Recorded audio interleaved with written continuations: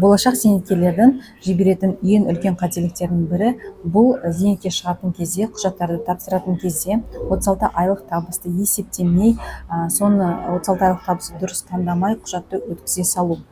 Яғни сіздердің 36 айлық табыстардың сіздердің болашақ зейнетақыларыңыздың суммасын анықтайды. Яғни сіздерде 36 айлық табыс жақсы болса, сіздер жақсы зейнетақы аласыздар.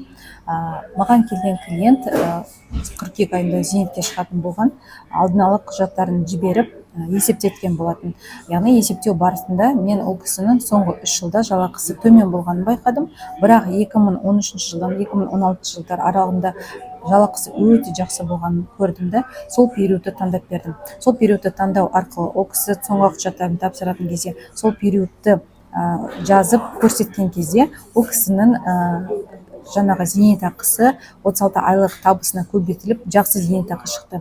Ал одан кейінгі бір клиентіме осылай санатпай барғандықтан ол кісіге соңғы 3 жылдық ала салған, ол соңғы 3 жылда жалақысы төмен болғандықтан сәйкесінше ол кісінің зейнетақы мөлшері де аз болып қалды.